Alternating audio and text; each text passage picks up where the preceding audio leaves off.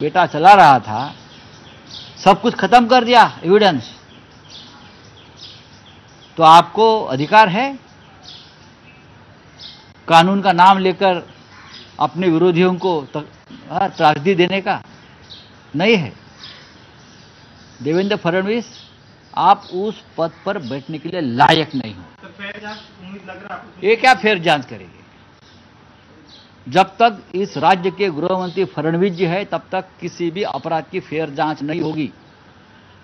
जब तक रश्मि शुक्ला डीजी है तब तक कोई फेयर जांच नहीं होगी। कानून उनके कोठे पे नाच रहा है, फडणवीस जी के नचाया जा रहा है, खरीदा जा रहा है, लोग कुचलकर मारे जा रहे हैं उनके गाड़ी के नीचे। हाँ, एफआईआर में नाम तक नहीं। गाड़ी आपकी है, गाड़ी में आपका बेटा बेटा है, वो नशे, वो लाहौरी बार है, रेस्टोरेंट बार, वहाँ का सीसीटीवी फुटेज निकालिए लाहौरी बार का। वहाँ नशे में कौन धूत था, कौन दारू पी रहे थे, नशा कर रहे थे और बाद में गाड़ी में बैठकर गाड़ी चला रहे थे, लेकिन सीसीटीवी फुटेज आप नहीं है।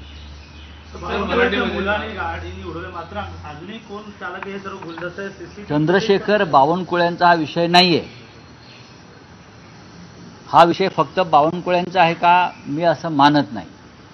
या राज्यातल्या कायदा आणि सुव्यवस्थेचा जो कचरा झालेला आहे, म्हणजे कायदा दोन आहेत का? एका बाजूला नरेंद्र मोदी समान कायद्याच्या गोष्टी करतात ना, कायदा सगळ्यांसाठी सारखा, पण या राज्यात तसं नाही आहे। जर दुसरं कोणी अशा प्रकारचा गुन्हा केला असता आणि तो दुर्दैवाने विरोधी पक्षातल्या नेत्याचा मुलगा असता तर देवेंद्र फडणवीस आणि बावनकुळे यांच्या ज्या फौजा आहेत त्या तुटून पडल्या असत्या आमच्यावर। पण आज तुमचे प्रदेशाध्यक्षांचा मुलगा याचा स्पष्ट दिसतो आहे। गाडी तुमची आहे, बावनकुळ्यांची। गाडीनं 6 गाड्यांना ठोकर मारली, 4 लोक जखमी आहेत, त्यातले 2 अत्यंत गंभीर स्वरूपात जखमी आहेत आणि ते जीवन मरणाशी झुंज देत आहेत नागपूरला। लाहोरी बारमधून नशेत धूत होऊन हे लोक गाडी बसले आणि गाडी चालवत गेले, गाड्या ठोकरल्या। त्यानंतर 2 ठिकाणी 2 वेळा झालं, हे सीसीटीव्ही फुटेज गायब केलेले आहेत नेहमीप्रमाणे। त्यानंतर नंबर प्लेट गाडीची काढून टाकली।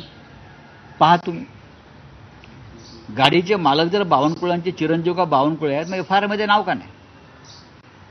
गाडीची मालकी तुमच्याकडे आहे, मग गाडी कोण चालवत होतं? ड्रायव्हरची अदलाबदली झाली, स्वतः गाडी चालवत होते महाशय शहजादे युवराज, पण अपघात झाल्यावर ड्रायव्हरला बसवला आणि ड्रायव्हरचं नाव घेतलं।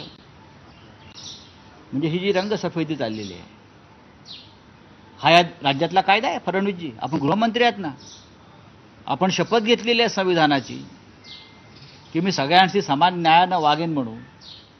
पण या राज्यामध्ये गरिबांना सामान्यांना एक न्याय आणि तुमच्या पक्षातल्या मोठ्या लोकांच्या मुलांना बाळांना त्यांना वेगळा न्याय।